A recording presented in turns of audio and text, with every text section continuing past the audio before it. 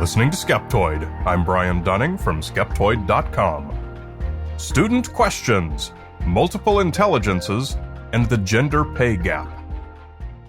Once again, we turn our skeptical eye onto questions sent in by students all around the world. Today we're going to hear from some youthful scholars on Gardner's multiple intelligences, on the gender pay gap, on evil corporations funding their evil, corrupt plans of global domination, and on some schemes designed to extract money from college students by flattering them with hollow accolades. Let's start by going into modern psychometry.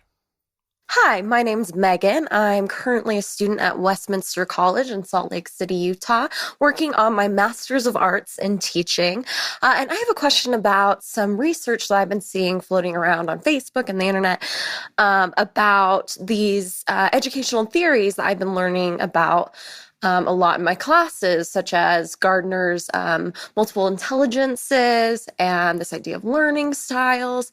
And I was wondering if you could tell me whether these ideas are actually valid and what research is currently out there that either proves or disproves these ideas. I think this is a great question because it gets to the heart of what's good science or scientific, or what is bad science or unscientific. We tend to say that ideas supported by a good body of evidence are good science, and ideas not supported by evidence are unscientific. Similarly, claims that are falsifiable can become good science. Claims that are not falsifiable can't really be tested and are usually considered unscientific. Gardner's theory of multiple intelligences lands in this ground. The theory states that measuring a person's intelligence with a single IQ number can't encompass the complexities of every individual person's spectrum of abilities and aptitudes. So Gardner broke it down into 8, and possibly more, basic areas of abilities, and posited that we all have varying aptitudes in each. If you're really good at math, but bad at conversation, isn't it more appropriate to say you have high logical mathematical intelligence, but perhaps lower interpersonal intelligence, which are 2 of Gardner's areas, than to simply be represented by a single IQ number? Learning styles are Gardner's related idea of different ways to learn. We might be good at some ways and bad at others, as opposed to marking everyone as a good learner or a bad learner. Howard Gardner is no crank. He's a Harvard professor and very much in the mainstream of psychology. A lot of people find Gardner's proposal compelling, logical, and quite likely true. Unfortunately, it probably fails the common criteria for what we consider good science. It's hard to falsify, and as a relatively new idea, he published it in 1983, it doesn't have much research or empirical evidence behind it. Think of it as the string theory of psychometry, provocative, yet hard to fit into our current models. It's premature to say it's either proven or disproven, and I don't think anyone would hold it against you if you researched in this area, or even became a cheerleader for it, or an opponent of it. String theorists have to live in this same academic twilight zone every day. Hey Brian, I was wondering if you could turn your skeptical eye to a question I can't find the answer for. Is there a wage gap between men and women? You always hear the popular, women make 77 cents for every dollar that a man makes. But is that because they have different career paths, or is that for the same job? Thanks, really enjoy the show. There's good news and bad news. The bad news is the gender pay gap is very real. The good news is it has been dropping fast for decades. There's good news and bad news for those trying to understand it. The good news is it's measurable and can be studied. The average working female in the United States earns 78% of what the average working male makes. The bad news is the reasons why are devilishly complex. The focus of this question, obviously, is gender discrimination, and data shows that that unquestionably plays a part, albeit a smaller part than some might realize. The pay gap is still mostly driven by choices of college major and occupation. Maternal leave and shortened hours for working mothers are a very big chunk. Studies by the United States Department of Labor looking into the discrepancy attempt to control for these variables, and when they do, it turns out that about a 6% pay gap remains. Studies show that gap is driven by a number of factors. First, gender discrimination. Employers still pay men more than women for reasons ranging from a good old boys network to belief that women are less valuable. In addition, data shows men negotiate for raises more often and more aggressively than women. Why? One reason has been uncovered by observational studies finding that women tend to place less value on salary than men. And even stepping back to choices of college major and occupation, these may be conscious choices made by women, but they're still heavily influenced by cultural factors. And that, too, is fundamentally driven by a deeply rooted history of discriminatory societal norms. There are arguments against the existence of the pay gap. For example, the assertion that you cannot find a single company anywhere that has a policy of paying men and women differently for the same job. Well, in developed non-Muslim countries, this is probably true. But it addresses only a single segment of the employment world, jobs where the pay is carved in stone and there are no raises or negotiated salaries. That's not the reality of many career-type jobs. So, yes, the pay gap is real, and though we can expect it to continue narrowing, don't expect to see it disappear anytime soon. Hi, Brian. I'm Taylor Bennett, a philosophy undergraduate from Georgia State University in Atlanta, Georgia. I've heard that large corporations fund dubious research into dangerous industrial chemicals to convince government regulators of their safety. Are the claims of widespread corruption in chemical science true? This is the kind of idea that makes a wonderful soundbite, but unfortunately for those engaged in the spreading of fun internet memes, reality is a lot more nuanced than this.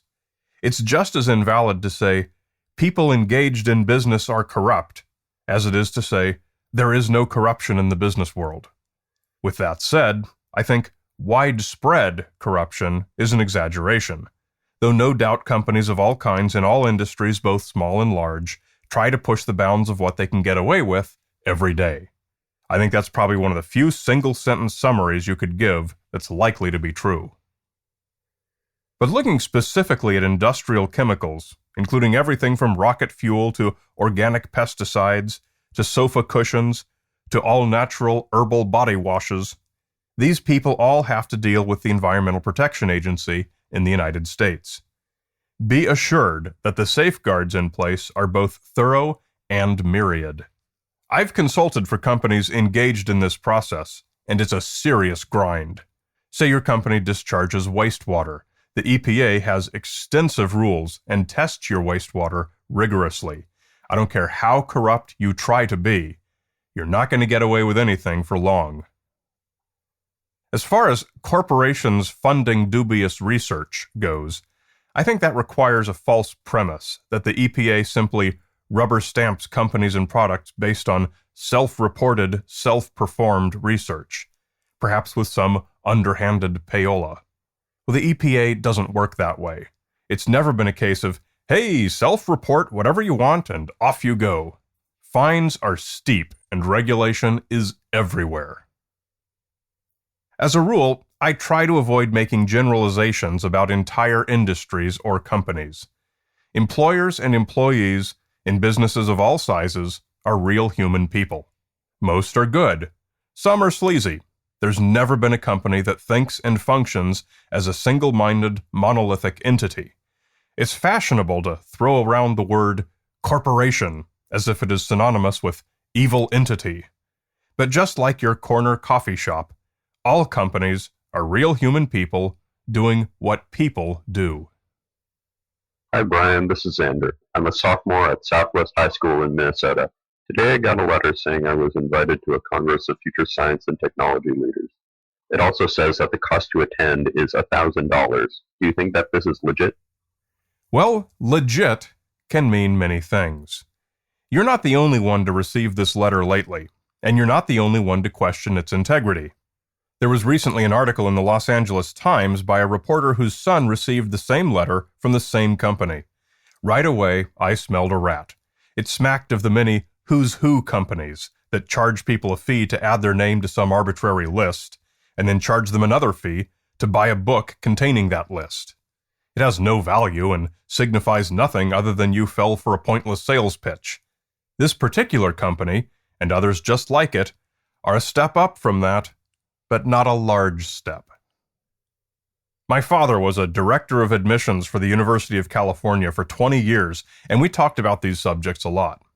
What you have are many, many companies selling summer programs like this to prospective students, often with impressive-sounding names like Academy or Congress, with the hint that attending their program will improve the student's chances of getting into a university.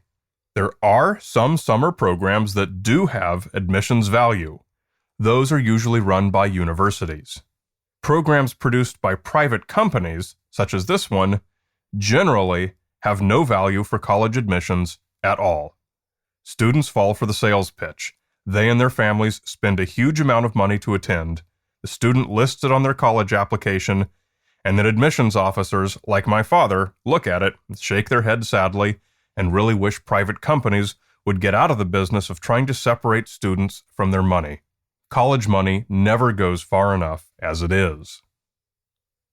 If you went, you'd probably have a good time. There may even be some speakers there that you recognize, but do not expect it to improve your college admission chances. My personal advice would be to go online and find those same speakers' talks on YouTube, enjoy for free, and save that precious tuition money for when you'll really need it.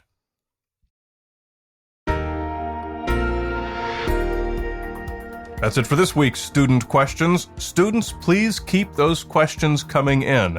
Just come to Skeptoid.com, click on Answering Student Questions. It's really super simple. You can do it with your smartphone, the voice memo feature, and you email it to me. Takes you 5 minutes, and we'll do it on the show. Skeptoid.com, Answering Student Questions. You're listening to Skeptoid, a listener-supported program. I'm Brian Dunning from Skeptoid.com.